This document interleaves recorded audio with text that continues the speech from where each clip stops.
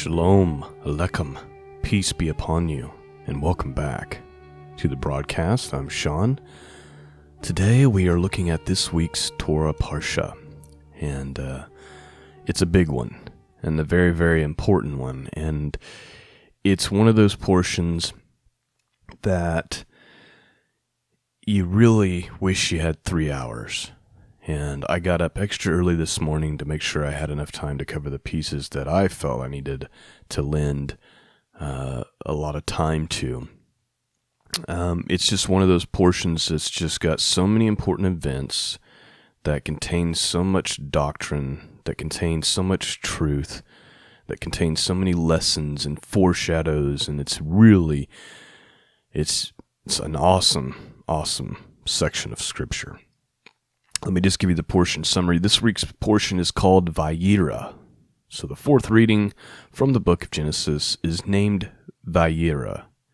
It means, and he appeared, because the first story describes how the Lord appeared to Abraham one day as he sat outside his tent. Section Vayera continues with the series of tests of faith for Abraham, concluding in one great and final trial. So here's kind of the outline. This is Genesis 18 through 22.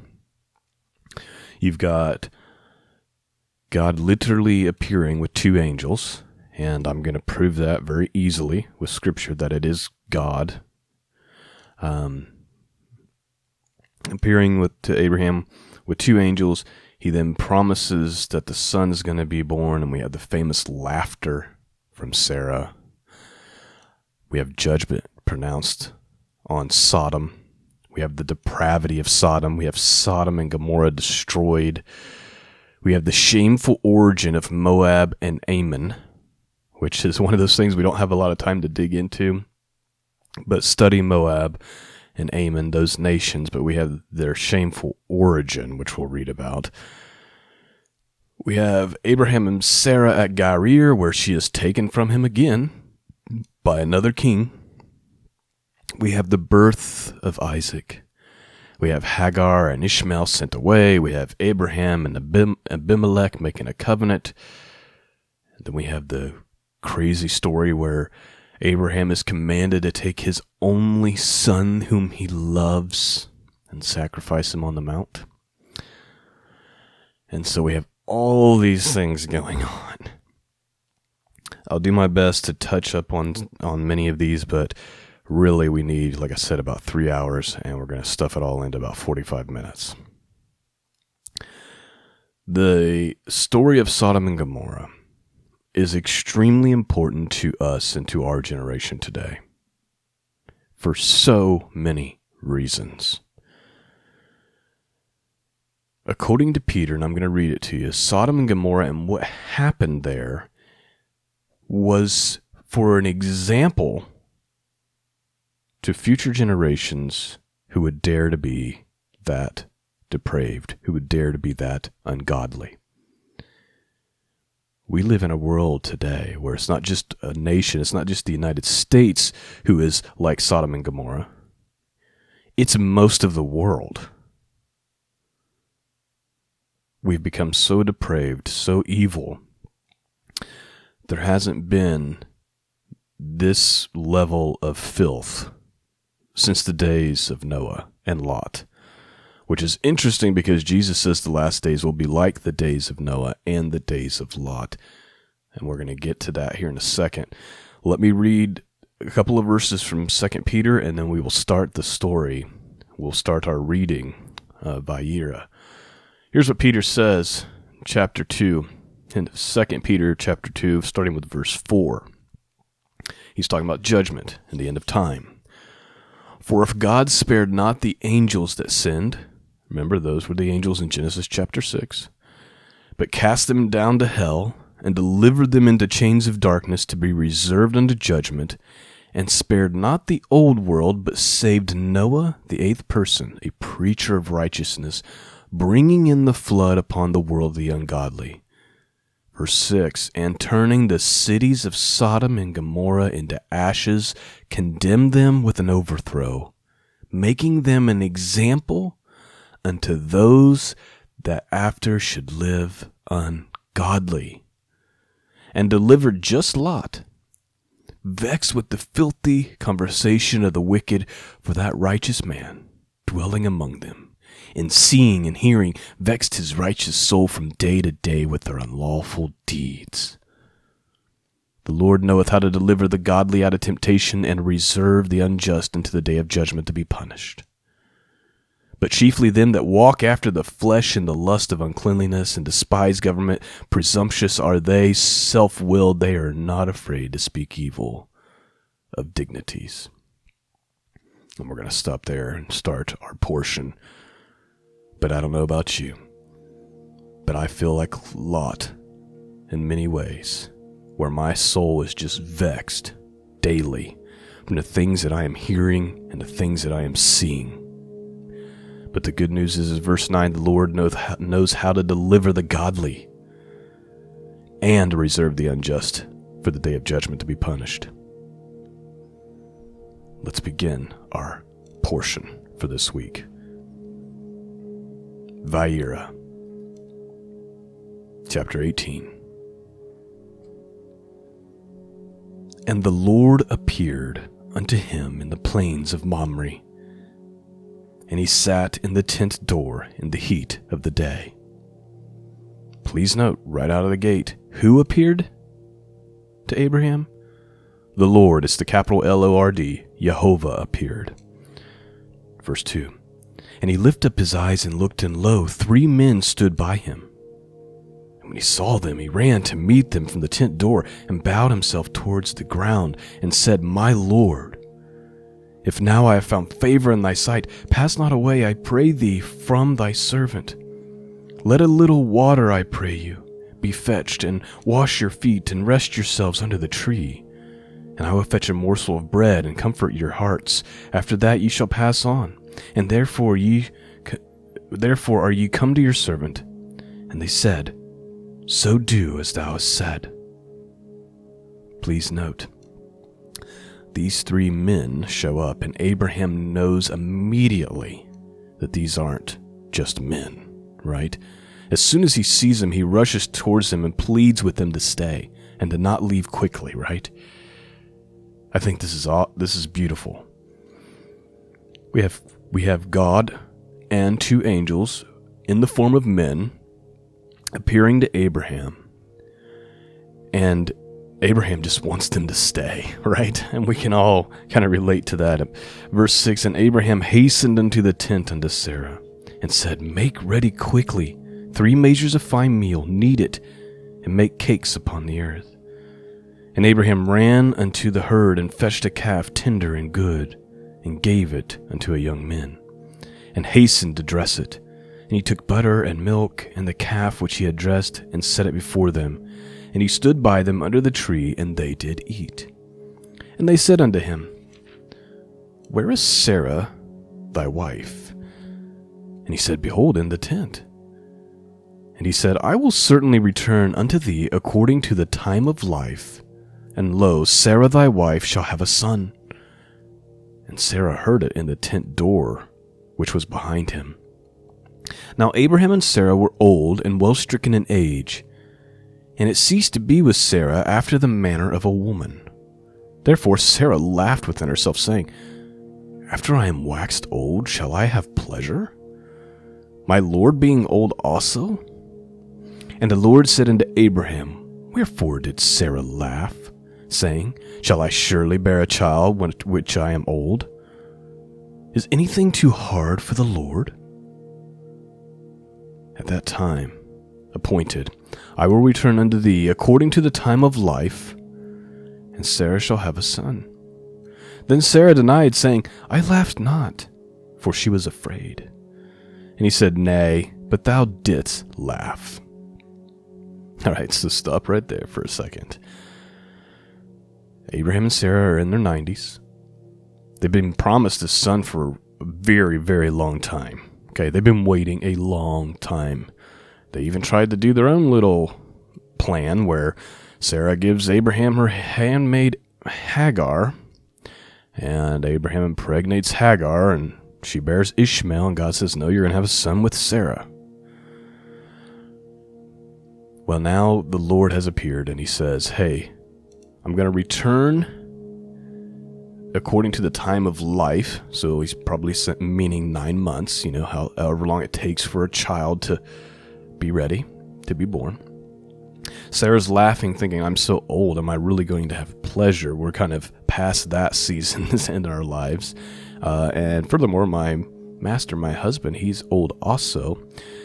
And then the Lord confronts and says, why is she laughing? And of course, she's afraid. She says, I didn't laugh. And he's like, yeah, you did. But then he just goes on to complete what his thought. Here's where things start to get wild. Then the men rose up thence and looked towards Sodom. And Abraham went with them to bring them on the way. And the Lord said, by the way, this is, again, the word Jehovah in the Hebrew. Okay, so Jehovah said, in other words, God says, and the Lord said, shall I hide from Abraham that thing which I do? Seeing that Abraham shall surely become a great and mighty nation, and all nations of the earth shall be blessed of him. For I know him that he will command his children and his household after him, and they should keep the way of the Lord, to do justice and judgment, that the Lord may bring upon Abraham that which he has spoken of him.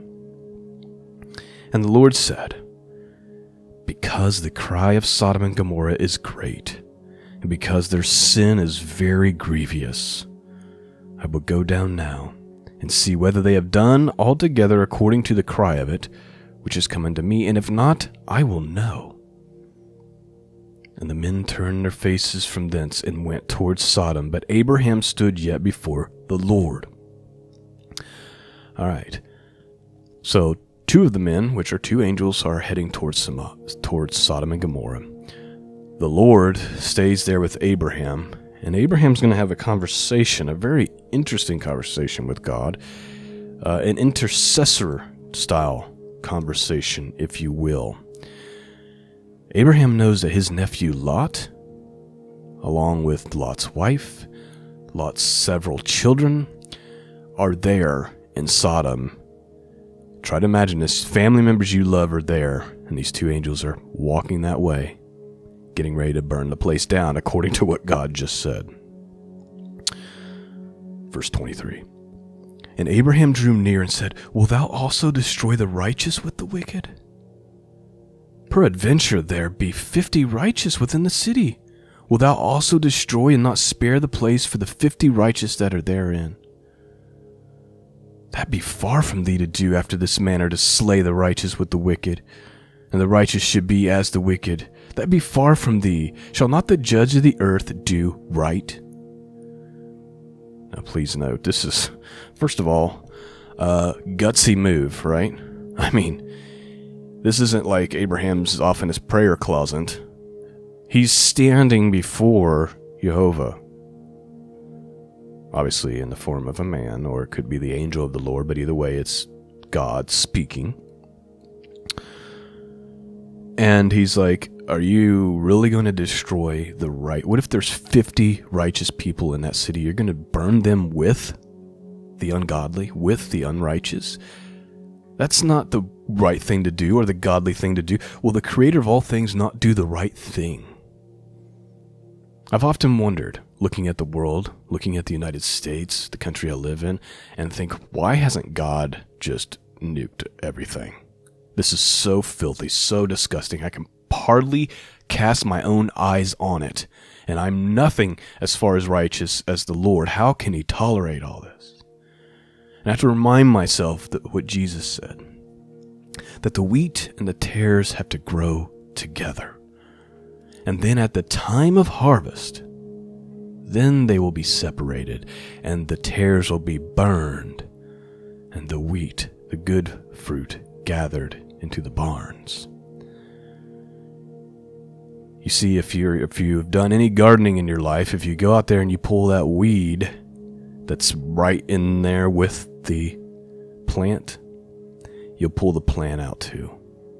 So you have to wait until the harvest, and then you can pull them out together and take the fruit. That's the scenario that Jesus paints. The good and the bad, the righteous and the unrighteous, they're growing together and they're tangled with one another. And we can't pull the weed too soon or we risk the fruit. We have to let them grow. And then at the day of harvest, then it'll all be sorted out. Then it'll all be separated. That's why things are continuing to go on, even though it's unthinkable the level of depravity that we find ourselves in. In this moment, Abraham knows his family. He's got family down there. And so he somehow summons up the courage to question God. And then God is so kind to Abraham. Let's continue on. Shall not the judge of the earth do what is right? Verse 26, and the Lord said, if I find in Sodom 50 righteous within the city, then I will spare all the place for their sake. And Abraham answered and said, behold, I have now taken upon me to speak unto the Lord, which I am but dust and ashes. So Abraham's acknowledging the absurdity that he himself would dare speak to God, but he can't help himself. He admits, I've taken it upon myself to speak to you, but admittedly, I am dust and ashes. Verse 28, peradventure, there shall lack 5 of 50 righteous. Wilt thou destroy all the cities for the lack of 5? And he said, if I find there 40 and 5, I will not destroy it. And he spake unto him yet again and said, peradventure there shall be 40 found there. And he said, I will not do it for the sake of 40. He said to him, oh, let not the Lord be angry, and I will speak. Peradventure that there shall 30 be found there. And he said, I will not do it if I find 30 there. He said, behold, now I have taken it upon me to speak unto the Lord. Peradventure there shall be 20 found there. And he said, I will not destroy it for 20's sake. And he said, oh, let not the Lord be angry, and I will speak yet but this once. Peradventure 10 shall be found there. He said, I will not destroy it for the sake of 10. And the Lord went his way. As soon as he had left communing with Abraham, and Abraham returned unto his place. So Abraham reasons with God. And God says, gets him all the way down to 10. And many wonder, well, why would Abraham stop at 10? Why not go down to 1 or whatever? I'm thinking Abraham's thinking there's got to be at least 10 righteous there, right? I mean, there can't be that many. It can't be that sparse of a situation. And he's thinking, I know at least my nephew Lot and his wife. And probably thought there was no reason to go further than that. But he was wrong. And here's the tragic story of Sodom, and really the tragic story of Lot. Because the way this all ends with Lot is devastatingly horrible. We're going to try to put ourselves in Lot's shoes, and maybe if we do that, we can come to an understanding of why this happened with him. Let's begin this story, starting with verse 1 in chapter 19. And there came 2 angels to Sodom at even.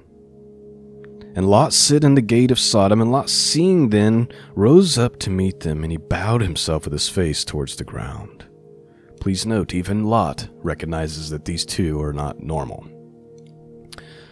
Verse 2, and he said, behold, my lords, turn in, I pray you, into your servant's house, and tarry all night, and wash your feet, and you shall rise up early, and go on your way. And they said, nay, but we will abide in the streets all night.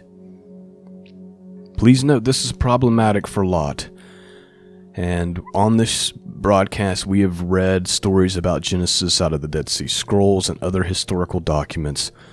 Lot knows what happens in those street cities at night, and he's got some real reservation about these 2 men of God that he knows are not normal men staying in those streets. So he's going to plead with them, please, don't stay here, come to my house.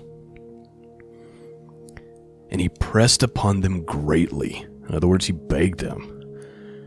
And they turned in unto him, and he entered into his house, and he made them a feast, and did bake unleavened bread, and they did eat. Another thing important to note is many believe that this is taking place right after Passover during the Feast of Unleavened Bread, because Why else would Lot be making unleavened bread? Interesting. Continue on. But before they lay down, the men of the city, even the men of Sodom, compassed the house round, both old and young, and all the people from every quarter. And they called unto Lot. And they called unto Lot and said unto him, Where are the men which came in to thee this night? Bring them out unto us that we may know them. By the word, that word know, it's a picture of intimacy. You get the picture. It's the King James's way of just kind of keeping it PG. And Lot went out at the door unto them, and shut the door after them. And he said, I pray you, brethren, do not so wickedly.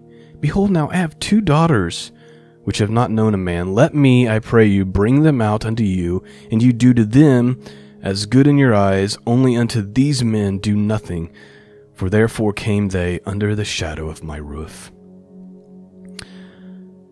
Please note, I admit that this is troubling. And you'll see commentary and people try to make excuses for Lot. Well, he knew these 2 men were godly and he's just putting the angels before his own and blah, blah, blah. It still shows a real lack of heart towards his daughters. I mean, why isn't he just offering himself up if this is a sacrificial type of thing? Nonetheless, women and daughters were not viewed in the proper light at this point in time. And we're not going to get into all those aspects, but yes, Lot does offer his 2 virgin daughters in the place of the angels. But it doesn't matter because the men are not interested in the women. They want the 2 men. Verse 9, and they said, Stand back. And they said again, This one fellow came in to sojourn, and he needs to be a judge now. We will do worse with thee than with them. And they pressed sore upon the man, even Lot, and came near to break the door. But the men put forth their hand, and pulled Lot back into the house to them, and shut the door. And they smote the men that were at the door of the house with blindness, both small and great, so that they wearied themselves to find the door. And the men said unto Lot, Hast thou any besides son-in-law, and thy sons, and thy daughters? And whatsoever thou hast in the city, bring them out of this place. So the angels smite the people with blindness, bring Lot back in, and they say, Do you have anyone else that belongs to you, son-in-laws, daughters, whatever? You need to get them gathered up and bring them. And they say, Why? Verse 13, For we will destroy this place, because the cry of them is waxen great before the face of the Lord, and the Lord has sent us to destroy it. Verse 14, And Lot went out, and he spake unto his sons-in-law, which married his daughters. Okay, these are sons-in-laws of married daughters, not the 2 virgin daughters that he was offering up to the crowd. So he's got other daughters, other family. So he goes to his sons-in-laws and he says, Up, get you out of this place, for the Lord will destroy this city. But he seemed as one that mocked unto his sons-in-law. In other words, his son-in-law didn't take him seriously. Like they were like, what is going on with this guy? And when the morning arose, the angels hastened Lot, saying, Arise, take thy wife and thy 2 daughters, which are here, lest thou be consumed in the iniquity of the city. And while he lingered, the men laid upon his hand, and upon the hand of his wife, and upon the hand of his 2 daughters, and the Lord being merciful unto him. And they brought him forth and set him without the city. Don't miss what just happened there. Lot was messing around, lingering around, didn't want to leave. And so the angels grabbed him, his wife, and his 2 daughters, and pulled them out of the city. Why? Because of God's great mercy. What did we just read in Peter? The Lord knows how to preserve the righteous. He's merciful to his own. He's kind to his own. This is such great mercy that he shows, but it starts to go downhill for Lot even still. Verse 17.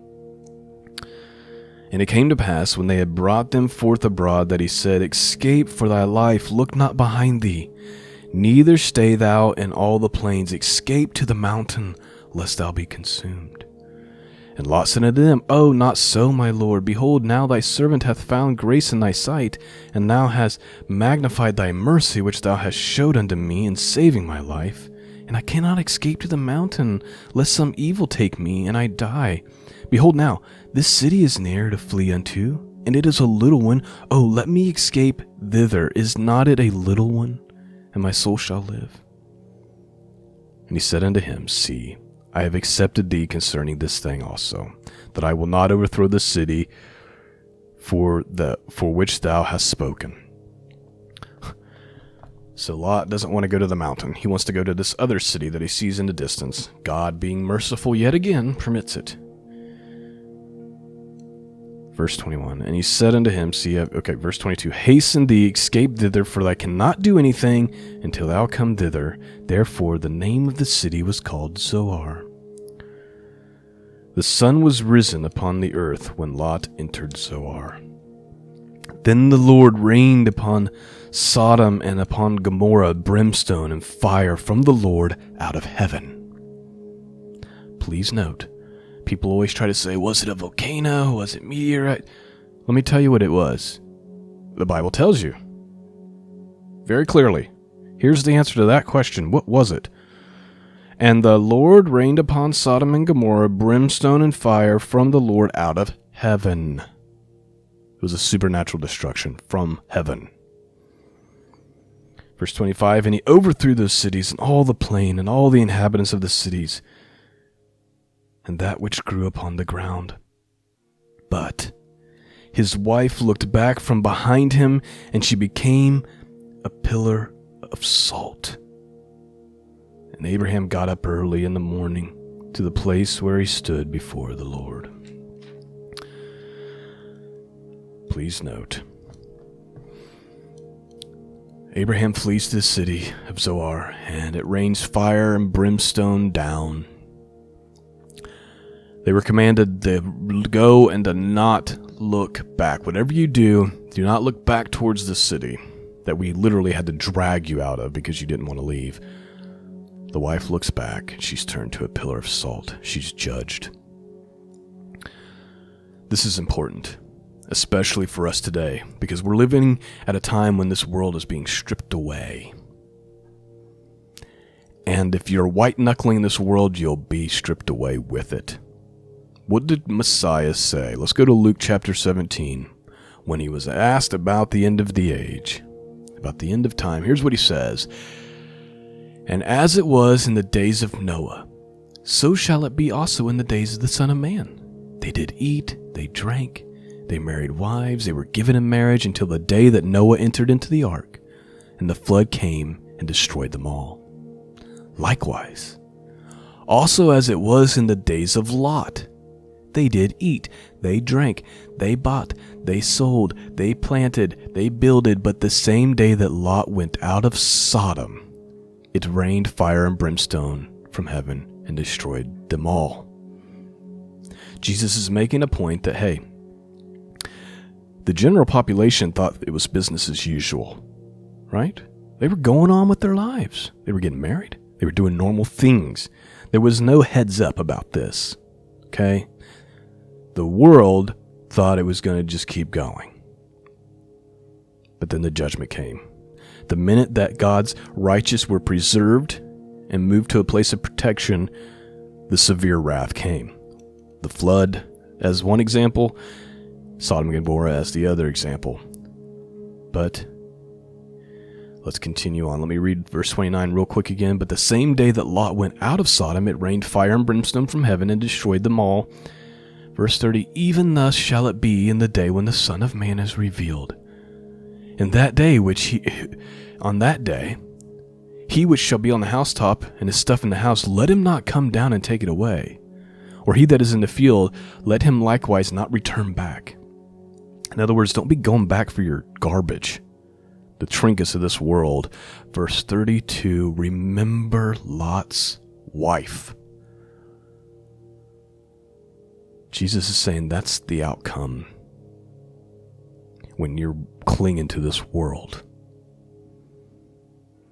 Now, we can all try to sympathize with Lot's wife. She had children still there, right? The sons-in-laws and her other daughters refused to go. I'm sure they had friends there. It's an awful situation. It would be very difficult not to look back.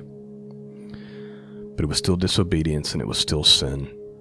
Let me read you some commentary from Matthew Henry. And again, I apologize we're spending so much time on Sodom and Gomorrah, which means we're not going to have much time for the other stuff, but this is important, and it speaks to our generation. The great commentator, Matthew Henry, here's what he says. Remember Lot's wife. As by example of Sodom, the wicked are warned to turn from their wickedness. So by the example of Lot's wife, the righteous are warned not to turn from their righteousness. The sin of Lot's wife, she looked back from behind him. This seems a small thing, but we are sure by the punishment of it that it was a great sin and exceedingly sinful. She disobeyed an express command, and so sinned after the similitude of Adam's transgression, which ruined us all.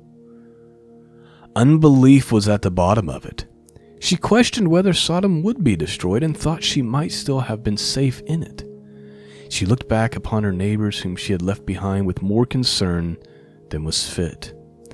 Now their day of grace was over, and the divine justice was glorifying itself in their ruin. Probably she hearkened after her house and her goods in Sodom, and was loth to leave them. Christ imitates this to be her sin, which we just read out of Luke chapter 17. She too much regarded her stuff. Her looking back evinced an inclination to go back, and therefore our Savior uses it as a warning against apostasy from our Christian profession. We have all renounced the world of the flesh and have set our faces heavenward. We are in the plain upon our prohibition, and it is our pearl.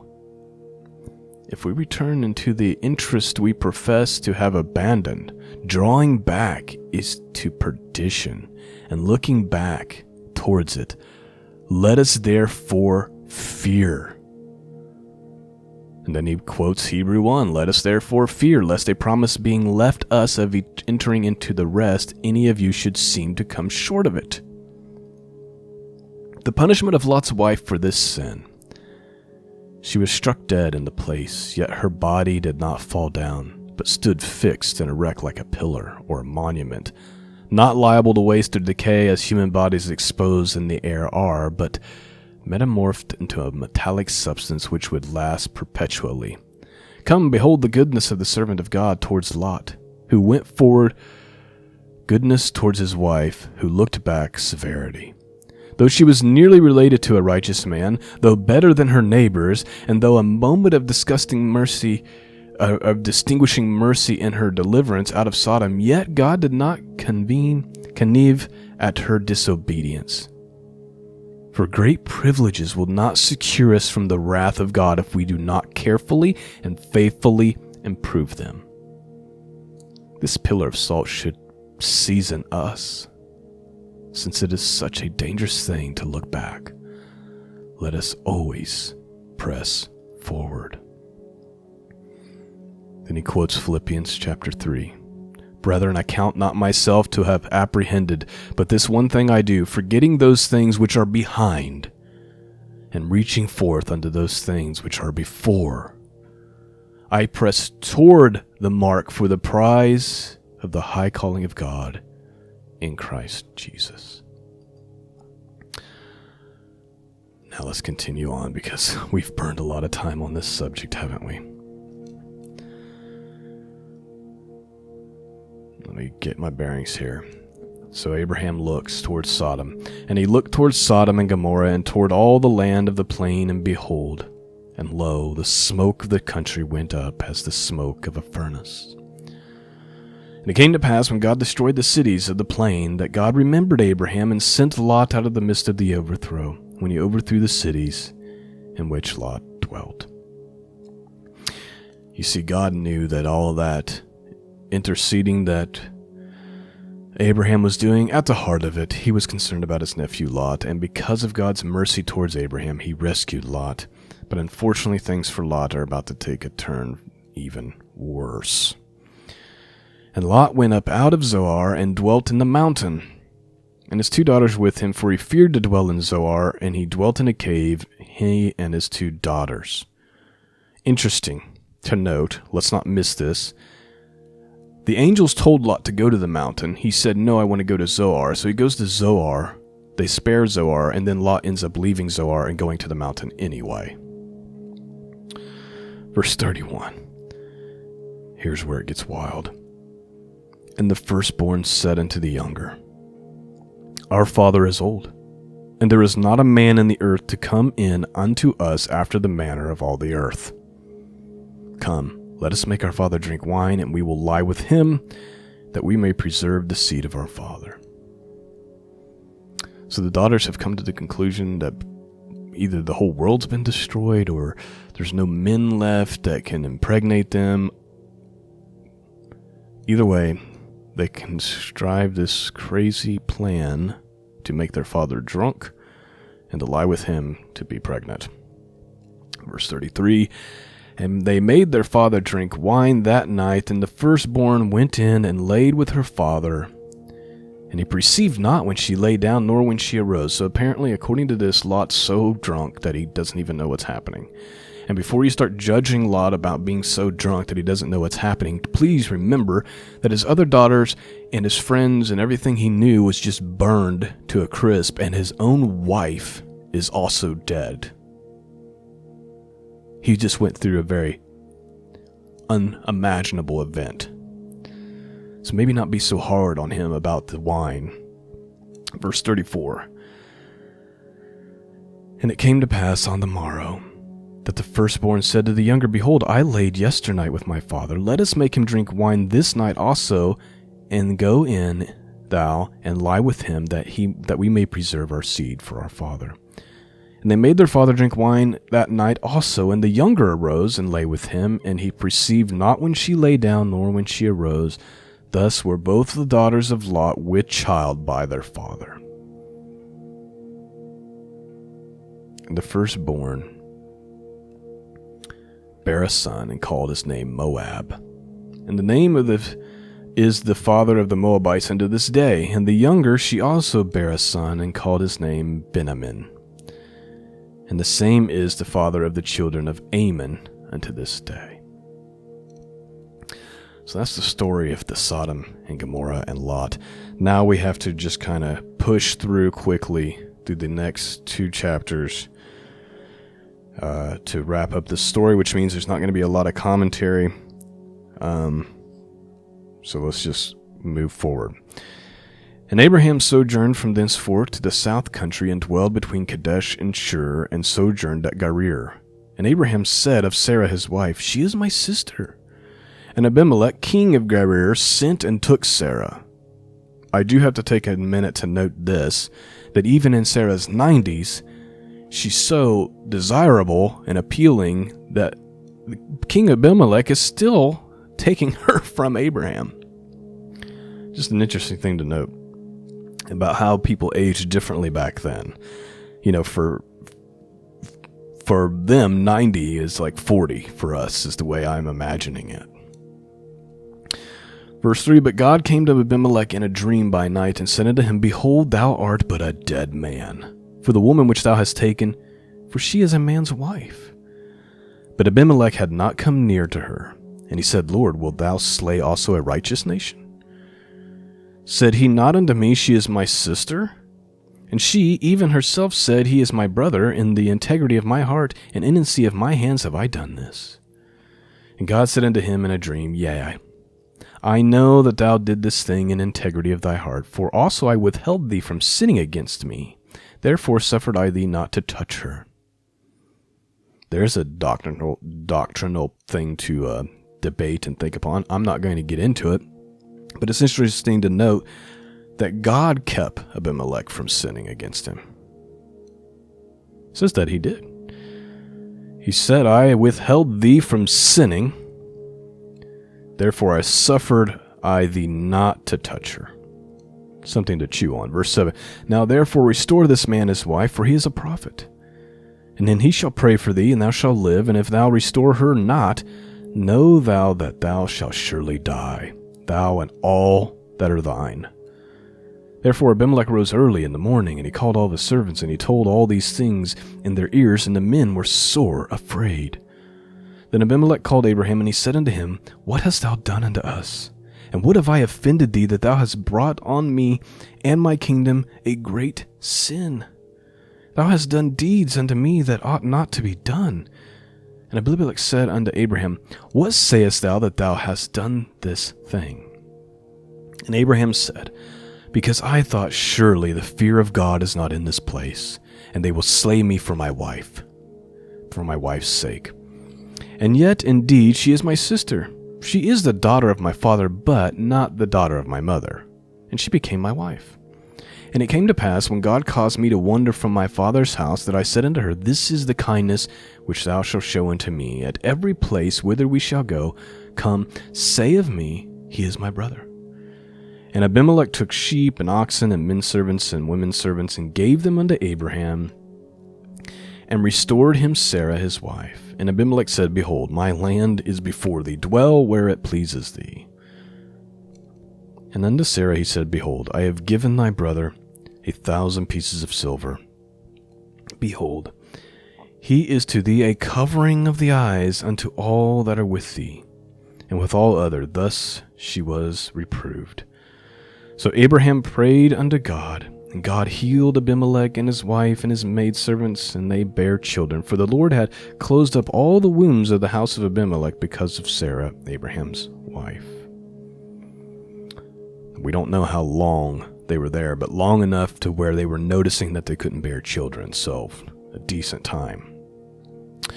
Verse 21, the birth of Isaac. And the Lord visited Sarah as he had said, and the Lord did unto Sarah as he had spoken. For Sarah conceived and bare Abraham a son in his old age, at the set time which God had spoken to him.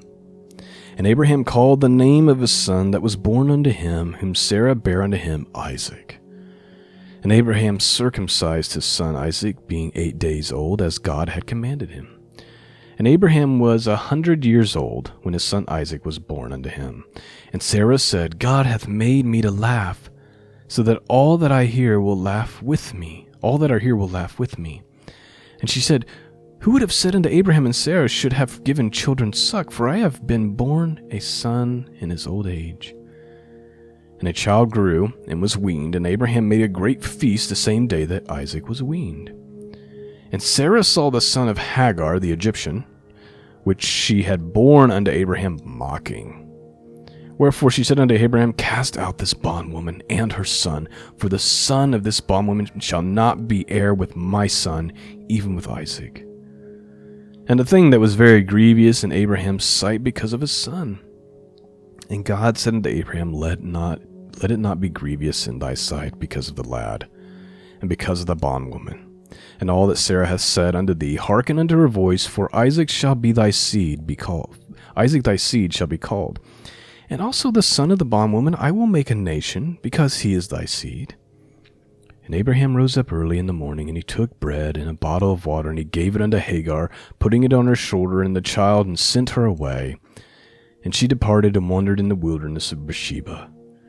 And the water was spent in the bottle, and she cast the child under one of the shrubs. And she went and she sat down over against him a good way off, as it were a bow shot, for she said, Let me not see the death of my child. And she sat over against him, and lifted up her voice, and wept. And God heard the voice of the lad, and the angel of God called to Hagar out of heaven, and said unto her, What aileth thee, Hagar? Fear not, for God hath heard the voice of the lad where he is. Arise, lift up the lad, and hold him in thy hand, for I will make him a great nation. And God opened her eyes, and she saw a well of water, and she went, and she filled the bottle with water, and gave the lad to drink. And God was with the lad, and he grew, and he dwelt in the wilderness, and became an archer. And he dwelt in the wilderness of Paran, and his mother took him a wife out of the land of Egypt. And it came to pass at that time that Abimelech and Phicol, the chief captain of the host, spake unto Abraham, saying, God is with thee in all that thou doest. Now, therefore, swear unto me here by God that thou wilt not deal falsely with me, nor with my son, nor with my son's son, but according to the kindness that I have done unto thee, thou shalt do unto me, and to the land wherein thou hast sojourned. And Abraham said, I swear. And Abraham reproved Abimelech because of the well of water which Abimelech's servants had violently taken away. And Abimelech said, I wot not who hath done this thing, neither didst thou tell me, neither yet have I heard of it but today. And Abraham took sheep and oxen and gave them to Abimelech, and both of them made a covenant. And Abraham set 7 ewe lambs of the flock by themselves. And Abimelech said unto Abraham, What mean these 7 ewe lambs which thou hast set by themselves? And he said, For these 7 ewe lambs shalt thou take of my hand, that they may be a witness unto me that I have digged this well. Wherefore he called the place Beersheba, because there they swore both of them. Thus they made a covenant at Beersheba. Then Abimelech rose up, and Phicol the chief captain of the host, and they returned to the land of the Philistines. And Abraham planted a grove in Beersheba, and called there on the name of the Lord, the everlasting God. And Abraham sojourned in the Philistines' land many days. And it came to pass after these things that God did tempt Abraham, and said unto him, Abraham. And he said, Behold, here I am. He said, Take now thy son, thy only son Isaac, whom thou lovest, and get thee into the land of Moriah, and offer him there a burnt offering upon of the mountains which I tell thee of. And Abraham rose early in the morning, and saddled his ass, and he took 2 of his young men with him, Isaac and his son, and clave the wood for the burnt offering, and rose up, and went unto the place which God had told him. Then on the 3rd day Abraham lifted up his eyes, and he saw the place afar off. And Abraham said unto his young men, Abide ye here with the ass, and I, the lad, will go yonder and worship, and come again unto you. And Abimelech took the wood of the burnt offering, and laid it upon Isaac his son, and he took the fire in his hand, and a knife, and they went both of them together. And Isaac spake unto Abraham his father, and he said, My father. And he said, Here I am, my son. And he said, Behold, the fire and the wood, but where is the lamb for the burnt offering? And Abraham said, My son, God will provide himself a lamb for the burnt offering. So they went both of them together. And they came to a place which God had told them of, and Abraham built an altar there, and he laid the wood in order, and bound Isaac his son, and laid him upon the altar of wood. And Abraham stretched forth his hand, and he took the knife to slay his son. And the angel of the Lord called out to him from heaven, and said, Abraham, Abraham. He said, Here I am. And he said, Lay not thy hand upon the lad, neither do anything unto him, for now I know that thou fearest God, seeing that thou hast not withheld thy son, thy only son, from me. And Abraham lifted up his eyes, and he looked, and behold, behind him a ram caught in a thicket by his thorns. And Abraham went and took the ram, and he offered him up on the burnt offering in the stead of his son. And Abraham called the name of that place Jehovah-Yireh, as it is said to this day, In the mount of the Lord it shall be seen. And the angel of the Lord called unto Abraham out of heaven a second time, and said, By myself I have sworn, saith the Lord, for because thou hast done this thing, and hast not withheld thy son, thy only son, that in blessing I will bless thee, and in multiplying I will multiply thy seed as the stars of heaven, and as the sand which is upon the seashore. And thy seed shall possess the gate of his enemies. And in thy seed shall be the nations of the earth be blessed, because thou hast obeyed my voice. So Abraham returned unto his young men, and they rose up and went together to Beersheba, and Abraham dwelt at Beersheba. And it came to pass after these things that it was told Abraham, saying, Behold, Milcah, she hath also borne children unto thy brother Nahor, Huz firstborn, and Buz his brother, and Camil the father of Aram, and Chesed, and Hazo, and Fildash, and Jilpha, and Bethuel. And Bethuel begot Rebekah. These 8 Milcah did bear to Nahor, Abraham's brother. And his concubine, whose name was Ruamah, she bare also Teba, and Gaham, and Thahash, and Maka'ah. That is the end of this long portion. Obviously, you do not have to be a great theologian to know that this story about offering Isaac up on the altar, Abraham's only son whom he loves, is a picture, a foreshadow of God who would offer up his only son. Isaac asked his father, "Where is the offering?" And Abraham in faith said, "God will provide himself a sacrifice." And the ram took the place of Isaac, just like Christ takes our place today.